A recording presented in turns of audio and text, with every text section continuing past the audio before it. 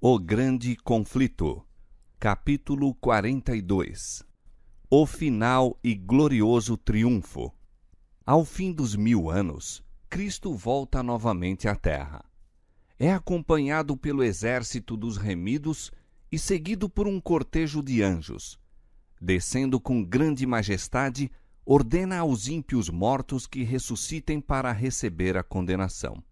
Surgem estes como um grande exército, inumerável como a areia do mar.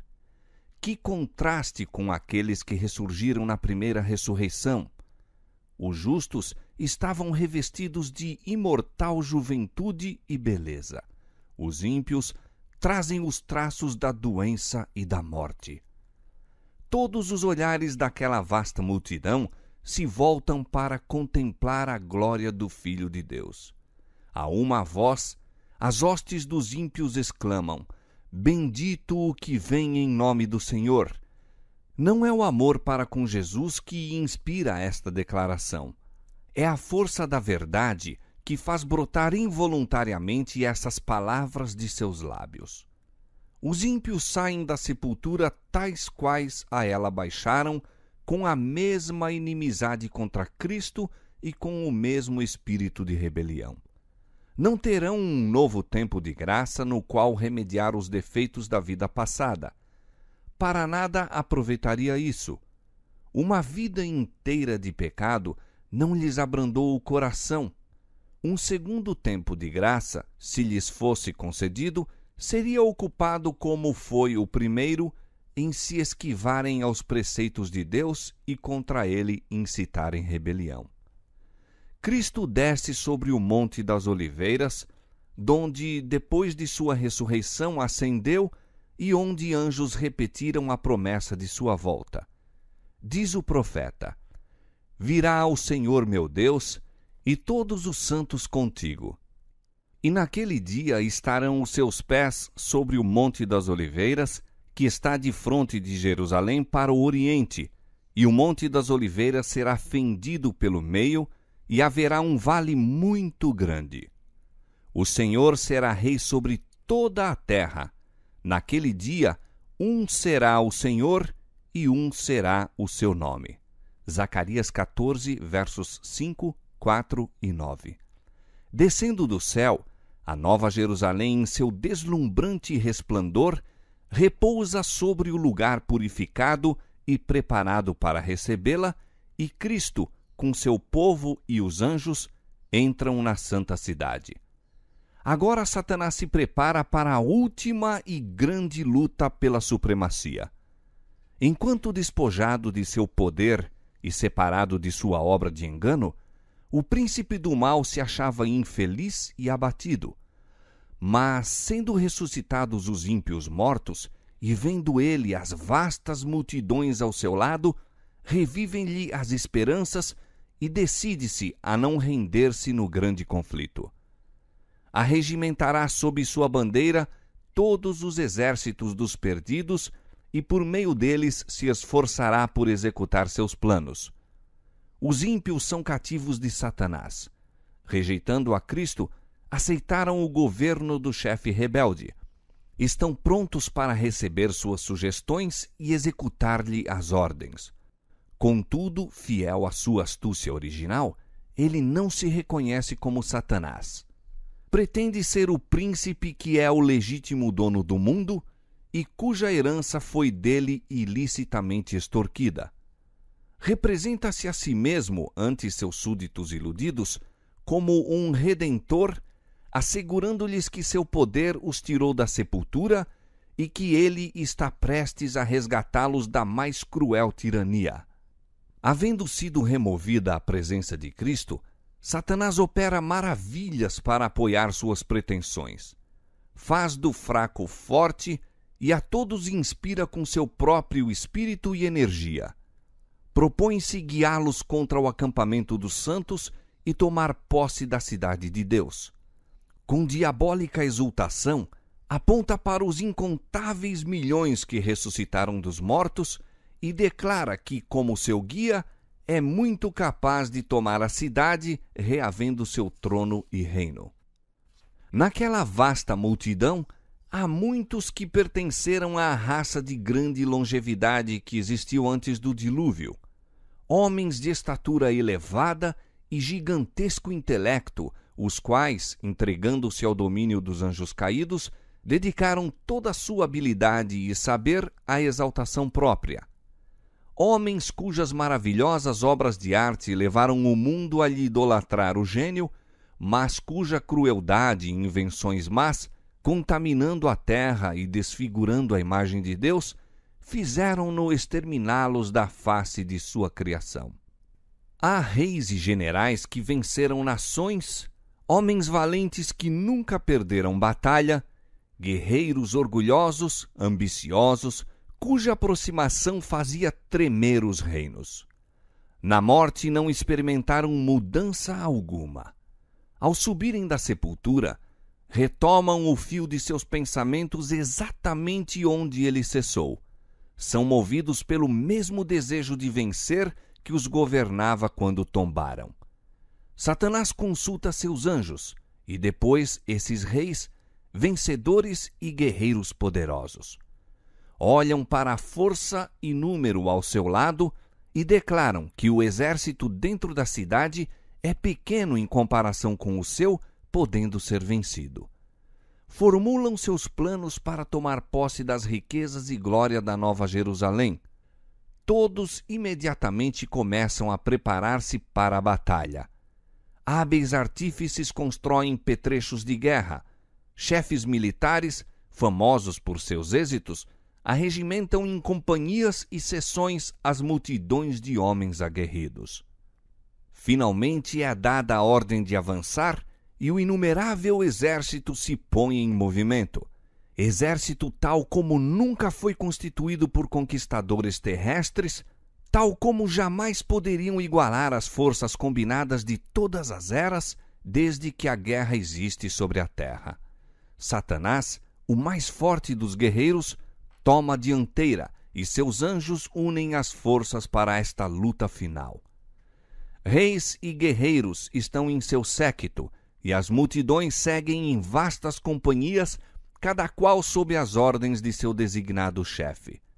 Com precisão militar, as fileiras cerradas avançam pela superfície da terra, quebrada e desigual, em direção à cidade de Deus. Por ordem de Jesus, são fechadas as portas da Nova Jerusalém e os exércitos de Satanás rodeiam a cidade, preparando-se para o assalto. Agora Cristo de novo aparece à vista de seus inimigos. Muito acima da cidade, sobre um fundamento de ouro polido, está um trono alto e sublime. Sobre este trono assenta-se o Filho de Deus, e em redor dele estão os súditos de seu reino. O poder e majestade de Cristo, nenhuma língua os pode descrever, nem pena alguma retratar.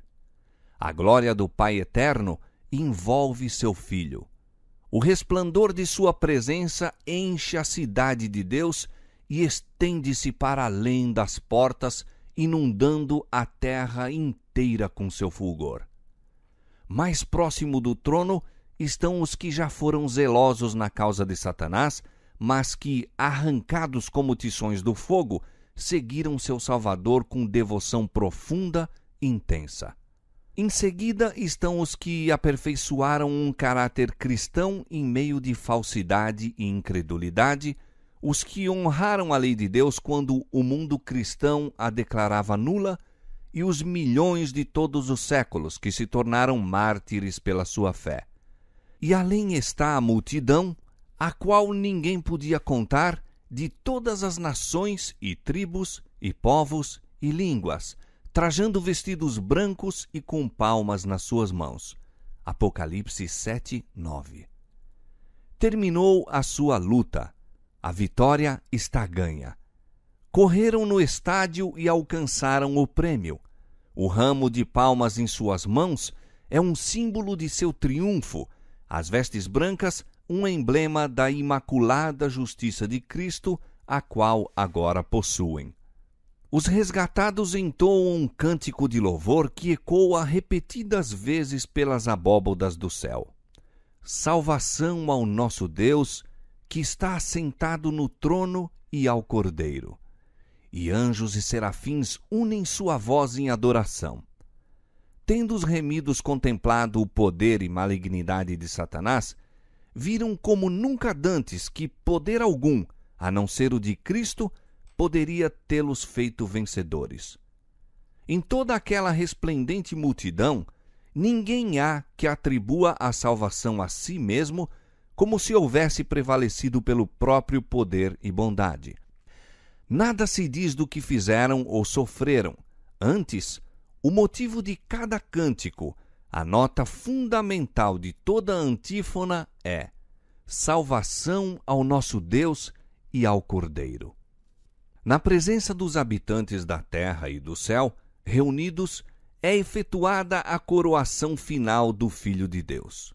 E agora, investido de majestade e poder supremos, o Rei dos Reis pronuncia a sentença sobre os rebeldes contra seu governo e executa justiça sobre aqueles que transgrediram sua lei e oprimiram seu povo. Diz o profeta de Deus: vi um grande trono branco, e o que estava sentado sobre ele, de cuja presença fugiu a terra e o céu.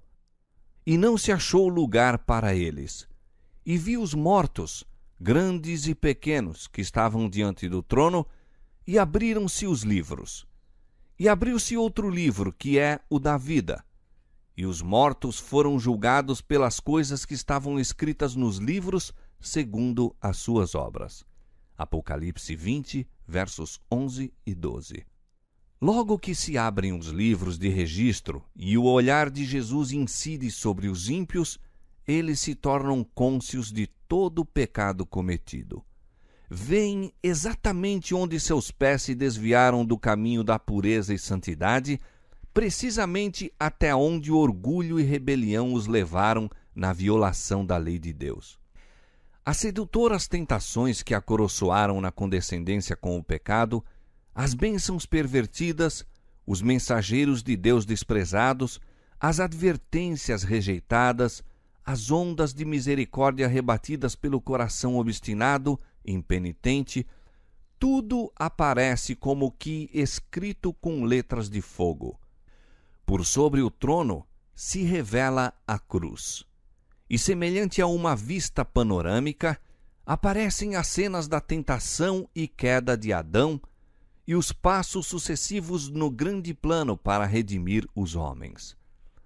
O humilde nascimento do Salvador, sua infância de simplicidade e obediência, seu batismo no Jordão, o jejum e tentação no deserto, seu ministério público desvendando aos homens as mais preciosas bênçãos do céu, os dias repletos de atos de amor e misericórdia, suas noites de oração e vigília na solidão das montanhas, as tramas de inveja, ódio e maldade com que eram retribuídos os seus benefícios, a agonia terrível e misteriosa no Getsêmani sob o peso esmagador dos pecados do mundo inteiro, sua traição nas mãos da turba assassina, os tremendos acontecimentos daquela noite de horror, o prisioneiro que não opunha resistência, abandonado por seus discípulos mais amados, rudemente empurrado pelas ruas de Jerusalém, o Filho de Deus exultantemente exibido perante Anás, citado ao palácio do sumo sacerdote, ao tribunal de Pilatos, perante o covarde e cruel Herodes, escarnecido, insultado, torturado e condenado à morte, tudo é vividamente esboçado. E agora, perante a multidão agitada, revelam-se as cenas finais. O paciente sofredor trilhando o caminho do Calvário, o príncipe do céu suspenso na cruz. Os altivos sacerdotes e a plebe zombeteira a escarnecer de sua agonia mortal, as trevas sobrenaturais, a terra a palpitar, as pedras despedaçadas, as sepulturas abertas, assinalando o momento em que o Redentor do mundo rendeu a vida. O terrível espetáculo aparece exatamente como foi. Satanás, seus anjos e súditos não têm poder para se desviarem do quadro que é a sua própria obra. Cada ator relembra a parte que desempenhou. Herodes matando as inocentes crianças de Belém a fim de que pudesse destruir o rei de Israel. A vil Herodias, sobre cuja alma criminosa repousa o sangue de João Batista. O fraco Pilatos, subserviente às circunstâncias. Os soldados zombadores, os sacerdotes e príncipes, e a multidão furiosa que clamou: o seu sangue caia sobre nós e nossos filhos. Todos contemplam a enormidade de seu crime. Em vão procuram ocultar-se da majestade divina de seu rosto, mais resplandecente que o sol, enquanto os remidos lançam suas coroas aos pés do Salvador, exclamando: ele morreu por mim.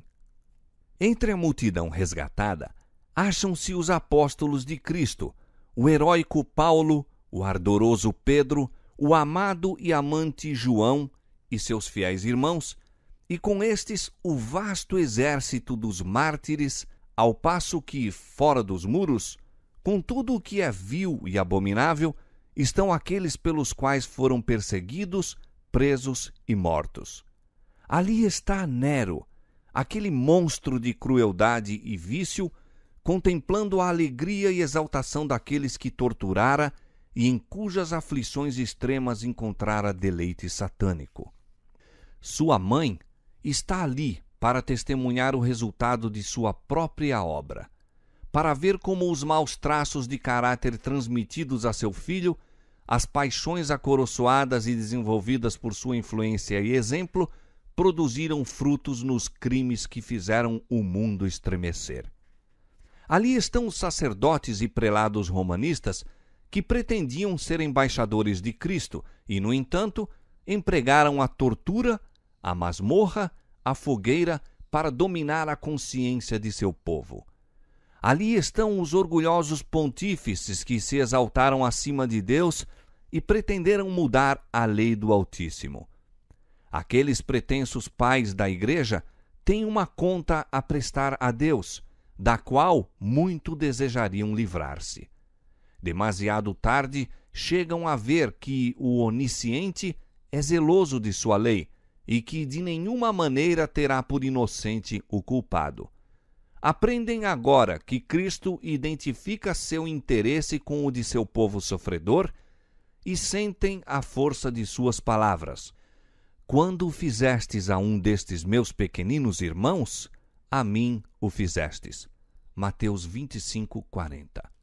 O mundo ímpio todo acha-se em julgamento perante o tribunal de Deus, acusado de alta traição contra o governo do céu. Ninguém há para pleitear sua causa.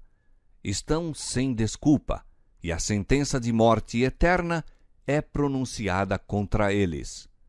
É agora evidente a todos que o salário do pecado não é nobre independência e vida eterna, mas escravidão, ruína e morte. Os ímpios veem o que perderam em virtude de sua vida de rebeldia. O peso eterno de glória muito excelente foi desprezado quando lhes foi oferecido. Mas quão desejável agora se mostra! Tudo isto, exclama a alma perdida, eu poderia ter tido, mas preferi conservar estas coisas longe de mim. Ó estranha presunção! Troquei a paz, a felicidade e a honra pela miséria, infâmia e desprezo. Todos veem que sua exclusão do céu é justa. Por sua vida declaram: não queremos que este Jesus reine sobre nós. Como que extasiados, os ímpios contemplam a coroação do Filho de Deus.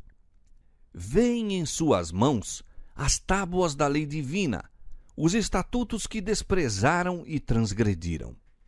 Testemunham o irromper de admiração, transportes e adoração por parte dos salvos, e ao propagar-se a onda de melodia sobre as multidões fora da cidade, todos a uma exclamam: Grandes e maravilhosas são as tuas obras, Senhor Deus Todo-Poderoso. Justos e verdadeiros são os teus caminhos, ó Rei dos Santos. Apocalipse 15, 3. E prostrando-se, adoram o Príncipe da Vida. Satanás parece paralisado ao contemplar a glória e majestade de Cristo. Aquele que fora um querubim cobridor, lembra-se donde caiu. Ele, um serafim resplandecente, filho da alva, quão mudado, quão degradado. Do conselho onde tantas honras recebera, está para sempre excluído.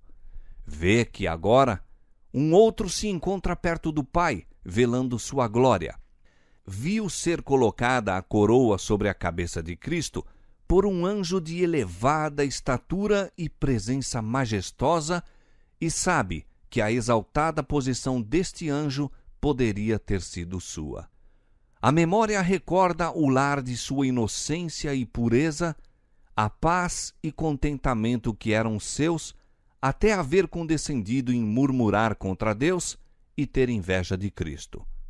Suas acusações, sua rebelião, seus enganos para ganhar a simpatia e apoio dos anjos, sua obstinada persistência em não fazer esforços a fim de reabilitar-se quando Deus lhe teria concedido perdão, tudo se lhe apresenta ao vivo. Revê sua obra entre os homens e seus resultados. A inimizade do homem para com seu semelhante, a terrível destruição de vidas, o surgimento e queda de reinos, a derrocada de tronos, a longa sucessão de tumultos, conflitos e revoluções. Recorda-se de seus constantes esforços para se opor à obra de Cristo e para rebaixar cada vez mais o homem. Vê que suas tramas infernais foram impotentes para destruir os que depositaram confiança em Jesus. Olhando Satanás para o seu reino, o fruto de sua faina, vê apenas fracasso e ruína. Levar as multidões a crer que a cidade de Deus seria fácil presa, mas sabe que isto é falso. Reiteradas vezes no transcurso do grande conflito, foi ele derrotado e obrigado a capitular. Conhece muito bem o poder e majestade do Eterno. O objetivo do grande rebelde foi sempre justificar-se e provar ser o governo divino responsável pela rebelião. A esse fim aplicou todo o poder de seu pujante intelecto. Trabalhou deliberada e sistematicamente e com maravilhoso êxito, levando vastas multidões a aceitar seu modo de ver quanto ao grande conflito que há tanto tempo se vem desenvolvendo. Durante milhares de anos, esse chefe conspirador tem apresentado a falsidade em lugar da verdade. Mas agora, chegado é o tempo em que a rebelião deve ser finalmente derrotada e descobertos a história e caráter de Satanás. Em seu último e grande esforço para destronar a Cristo, destruir seu povo e tomar posse da cidade de Deus, o arqui-enganador foi completamente desmascarado. Os que a ele se uniram veem o fracasso completo de sua causa. Os seguidores de Cristo e os anjos leais contemplam a extensão total de suas maquinações contra o governo de Deus. É ele objeto de aversão universal. Satanás vê que sua rebelião voluntária o inabilitou para o céu. Adestrou suas faculdades para guerrear contra Deus. A pureza, paz e harmonia do céu ser-lhe-iam suprema tortura. Suas acusações contra a misericórdia e justiça de Deus silenciaram agora. A exprobração que se esforçou por lançar sobre Jeová repousa inteiramente sobre ele. E agora Satanás se curva e confessa a justiça de sua sentença. Quem te não temerá, ó Senhor, e quem não magnificará o teu nome? Porque só tu és santo. Por isso todas as nações virão e se prostrarão diante de ti, porque os teus juízos são manifestos. Apocalipse 15, 4. Todas as questões sobre a verdade e o erro no prolongado conflito foram agora esclarecidas. Os resultados da rebelião, os frutos de se porem de parte os estatutos divinos, foram patenteados à vista de todos os seres criados. Os resultados do governo de Satanás, em contraste com o de Deus, foram apresentados a todo o universo. As próprias obras de Satanás o condenaram. A sabedoria de Deus, sua justiça e bondade acham-se plenamente reivindicadas. Vê-se que toda a sua ação no grande conflito foi orientada com respeito ao bem eterno de seu povo e ao bem de todos os mundos que criou. Todas as tuas obras te louvarão, ó Senhor, e os teus santos te bendirão. Salmo 145, verso 10. A história do pecado permanecerá por toda a eternidade como testemunha de que a existência da lei de Deus se acha ligada à felicidade de todos os seres por ele criados. À vista de todos os fatos do grande conflito, o universo inteiro, tanto os que são fiéis como os rebeldes, de comum acordo declara: justos e verdadeiros são os teus caminhos, ó Rei dos Santos. Perante o universo foi apresentado claramente o grande sacrifício feito pelo Pai e o Filho em prol do homem. É chegada a hora em que Cristo ocupa a sua devida posição, sendo glorificado acima dos principados e potestades e sobre todo o nome que se nomeia. Foi pela alegria que lhe estava proposta, a fim de poder trazer muitos filhos à glória, que ele suportou a cruz e desprezou a ignomínia. E por inconcebivelmente grande que tivessem sido a tristeza e a ignomínia, todavia maiores são a alegria e a glória. Ele olha para os remidos, renovados em sua própria imagem, trazendo cada coração a impressão perfeita do divino, refletindo cada rosto a semelhança de seu Rei. Contempla neles o resultado das fadigas de sua alma e fica satisfeito.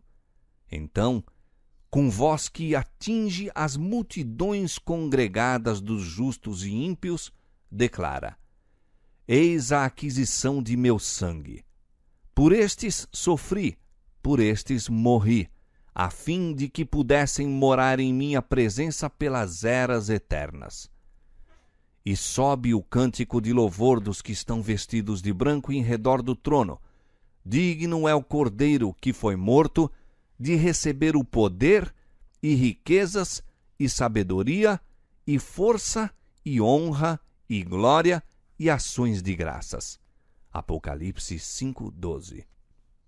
Apesar de ter sido Satanás constrangido a reconhecer a justiça de Deus e a curvar-se à supremacia de Cristo, seu caráter permanece sem mudança. O espírito de rebelião, qual poderosa torrente, explode de novo. Cheio de frenesi, decide-se a não capitular no grande conflito. Chegado é o tempo para uma última e desesperada luta contra o Rei do Céu. Arremessa-se para o meio de seus súditos e esforça-se por inspirá-los com sua fúria, incitando-os a uma batalha imediata. Mas dentre todos os incontáveis milhões que seduziu a rebelião, ninguém há agora que lhe reconheça a supremacia. Seu poder chegou ao fim. Os ímpios estão cheios do mesmo ódio a Deus, o qual inspira Satanás, mas veem que seu caso é sem esperança, que não podem prevalecer contra Jeová. Sua ira se acende contra Satanás e os que foram seus agentes no engano, e com furor de demônios voltam-se contra eles. Diz o Senhor: pois que estimas o teu coração, como se fora o coração de Deus, eis que eu trarei sobre ti estranhos, os mais formidáveis dentre as nações, os quais desembainharão as suas espadas contra a formosura da tua sabedoria e mancharão o teu resplendor. À cova te farão descer, e te farei perecer, ó querubim protetor, entre pedras afogueadas. Por terra te lancei diante dos reis te pus, para que olhem para ti. E te tornei em cinza sobre a terra, aos olhos de todos os que te veem. Em grande espanto te tornaste, e nunca mais serás para sempre. Ezequiel capítulo 28, versos 6 a 8 e versos 16 a 19. Toda a armadura daqueles que pelejam com ruído e os vestidos que rolavam no sangue serão queimados, servirão de pasto ao fogo. A indignação do Senhor está sobre todas as nações, e o seu furor sobre todo o exército delas. Ele as destruiu totalmente, entregou-as à matança. Sobre os ímpios fará chover laços, fogo, enxofre e vento tempestuoso. Eis a porção do seu copo. Isaías capítulo 9, verso 5, capítulo 34, verso 2, Salmo 11, verso 6. De Deus desce fogo do céu. A terra se fende. São retiradas as armas escondidas em suas profundezas. Chamas devoradoras irrompem de cada abismo iante. As próprias rochas estão ardendo. Vindo é o dia que arderá como um forno. Os elementos fundem-se pelo vivo calor, e também a terra e as obras que nela há são queimadas. Malaquias capítulo 4, verso 1, 2 Pedro capítulo 3, verso 10. A superfície da terra parece uma massa fundida, um vasto e fervente lago de fogo. É o tempo do juízo e perdição dos homens maus, dia da vingança do Senhor, ano de retribuições pela luta de Sião. Isaías 34, 8. Os ímpios recebem sua recompensa na terra. Provérbios 11, 31. Serão como a palha, e o dia que está para vir os abrasará, diz o Senhor dos Exércitos. Malaquias 4, 1. Alguns são destruídos em um momento, enquanto outros sofrem muitos dias. Todos são punidos segundo as suas ações. Tendo sido os pecados dos justos transferidos para Satanás, tem ele de sofrer não somente pela sua própria rebelião, mas por todos os pecados que fez o povo de Deus cometer. Seu castigo deve ser muito maior do que o daqueles a quem enganou. Depois que perecerem os que pelos seus enganos caíram, deve ele ainda viver e sofrer. Nas chamas purificadoras, os ímpios são finalmente destruídos, raiz e ramos. Satanás a raiz, seus seguidores os ramos. A penalidade completa da lei foi aplicada, satisfeitas as exigências da justiça, e o céu e a terra, contemplando-o, declaram a justiça de Jeová. Está para sempre terminada a obra de ruína de Satanás. Durante 6.000 anos efetuou a sua vontade, enchendo a terra de miséria e causando pesar por todo o universo. A criação inteira tem igualmente gemido e estado em dores de parto. Agora, as criaturas de Deus estão para sempre livres de sua presença e tentações. Já descansa, já está sossegada toda a terra, exclamam os justos com júbilo. Isaías 14, 7. E uma aclamação de louvor e triunfo sobe de todo o universo fiel. A voz de uma grande multidão, como a voz de muitas águas e a voz de fortes trovões, é ouvida dizendo: Aleluia, pois o Senhor Deus onipotente reina. Apocalipse 19, 6. Enquanto a terra está envolta nos fogos da destruição, os justos habitam em segurança na santa cidade. Sobre os que tiveram parte na primeira ressurreição, a segunda morte não tem poder. Ao mesmo tempo em que Deus é para os ímpios um fogo consumidor, é para o seu povo santo sol como escudo. Apocalipse 20, verso 6, Salmo 84, verso 11. Vi um novo céu e uma nova terra, porque já o primeiro céu e a primeira terra passaram, Apocalipse 21, 1. O fogo que consome os ímpios purifica a terra. Todo vestígio de maldição é removido. Nenhum inferno a arder eternamente conservará perante os resgatados as terríveis consequências do pecado. Apenas uma lembrança permanece. Nosso Redentor sempre levará os sinais de sua crucifixão. Em sua fronte ferida, em seu lado, em suas mãos e pés, estão os únicos vestígios da obra cruel que o pecado efetuou. Diz o profeta contemplando Cristo em sua glória. Raios brilhantes saíam da sua mão, e ali estava o esconderijo da sua força. Abacuque 3, verso 4. Suas mãos, seu lado ferido, donde fluiu a corrente carmesim, que reconciliou o homem com Deus, ali está a glória do Salvador, ali está o esconderijo da sua força. Poderoso para salvar, mediante o sacrifício da redenção, foi ele, portanto, forte para executar justiça sobre aqueles que desprezaram a misericórdia de Deus. E os sinais de sua humilhação são a sua mais elevada honra. Através das eras intérminas, os ferimentos do Calvário lhe proclamarão o louvor e declararão o poder.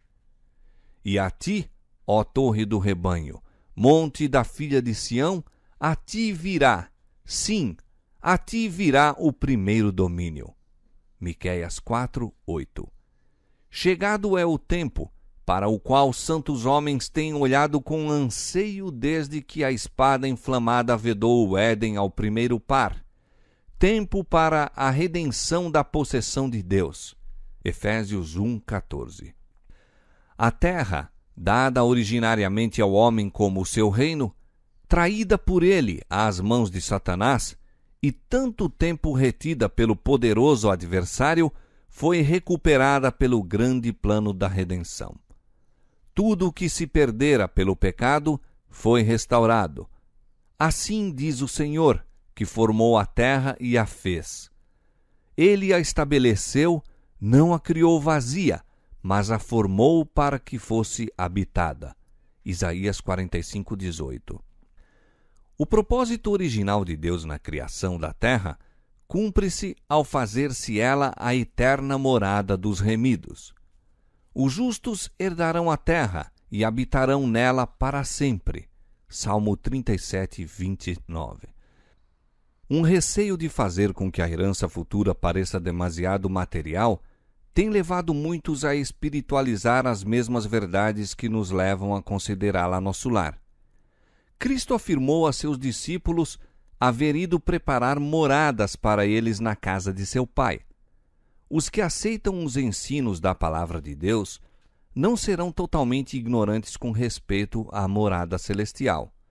E, contudo, as coisas que o olho não viu e o ouvido não ouviu e não subiram ao coração do homem são as que Deus preparou para os que o amam.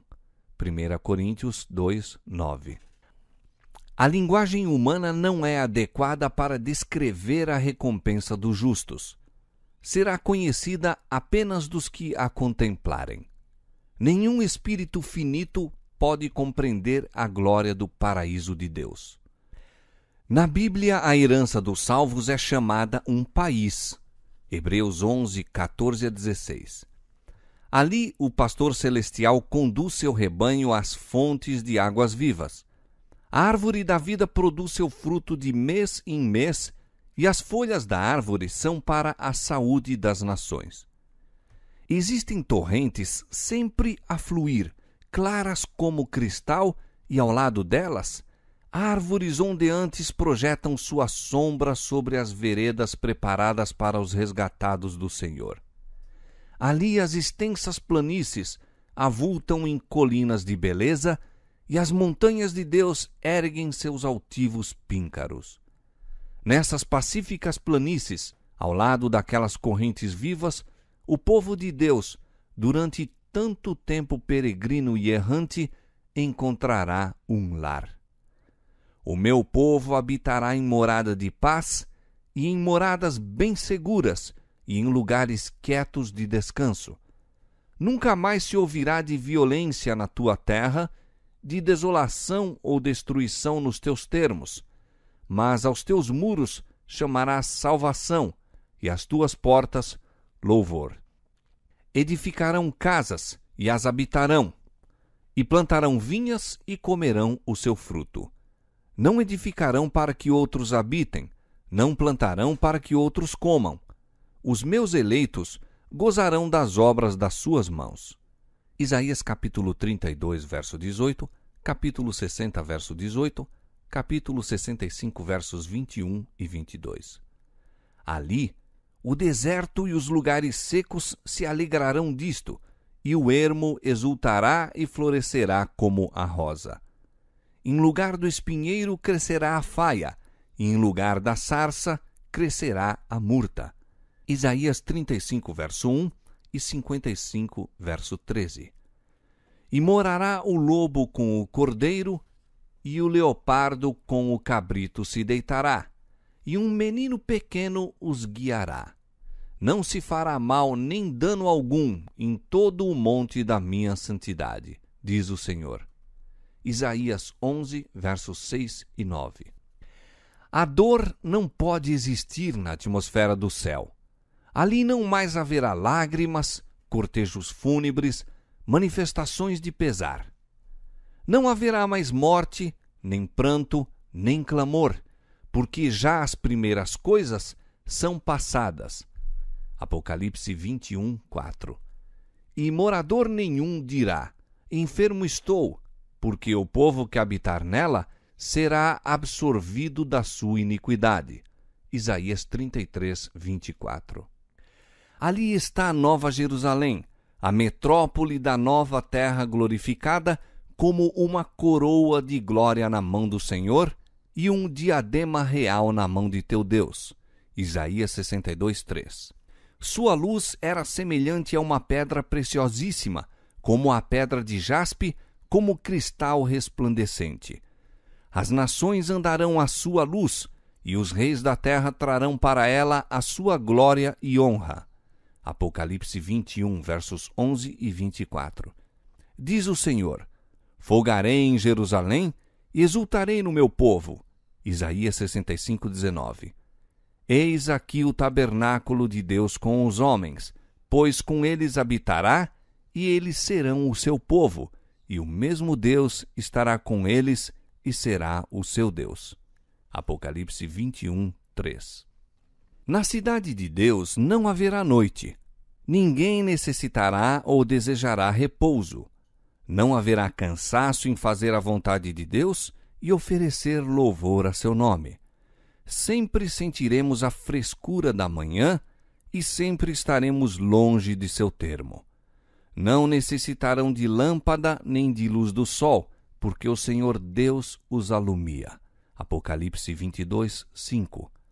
A luz do sol será sobrepujada por um brilho que não é ofuscante e, contudo, suplanta incomensuravelmente o fulgor de nosso sol ao meio-dia. A glória de Deus e do Cordeiro inunda a santa cidade com luz imperecível. Os remidos andam na glória de um dia perpétuo, independentemente do sol. Nela não vi templo, porque o seu templo é o Senhor Deus Todo-Poderoso e o Cordeiro. Apocalipse 21, 22. O povo de Deus tem o privilégio de entreter franca comunhão com o Pai e o Filho. Agora vemos por espelho e em enigma. 1 Coríntios 13, 12. Contemplamos a imagem de Deus refletida como que em espelho, nas obras da natureza e em seu trato com os homens. Mas então o conheceremos face a face, sem um véu obscurecedor de permeio.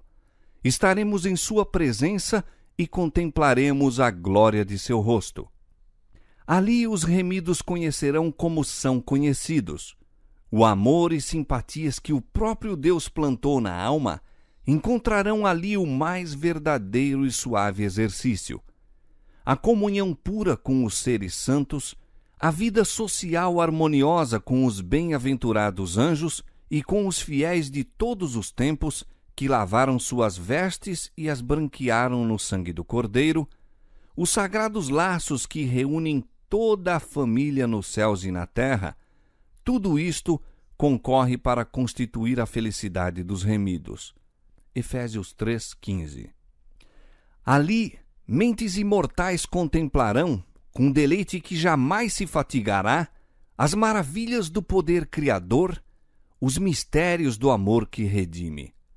Ali não haverá nenhum adversário cruel, enganador, para nos tentar ao esquecimento de Deus. Todas as faculdades se desenvolverão, ampliar-se-ão todas as capacidades. A aquisição de conhecimentos não cansará o espírito, nem esgotará as energias. Ali, os mais grandiosos empreendimentos poderão ser levados avante, alcançadas as mais elevadas aspirações, as mais altas ambições realizadas. E surgirão ainda novas alturas a atingir, novas maravilhas a admirar, novas verdades a compreender, novos objetivos a aguçar as faculdades do espírito, da alma e do corpo. Todos os tesouros do universo estarão abertos ao estudo dos remidos de Deus. Livres da mortalidade, alçarão um voo incansável para os mundos distantes, mundos que fremiram de tristeza ante o espetáculo da desgraça humana e ressoaram com cânticos de alegria ao ouvir as novas de uma alma resgatada. Com indizível deleite, os filhos da terra entram de posse da alegria e sabedoria dos seres não caídos. Participam dos tesouros do saber e entendimento adquiridos durante séculos e séculos na contemplação da obra de Deus.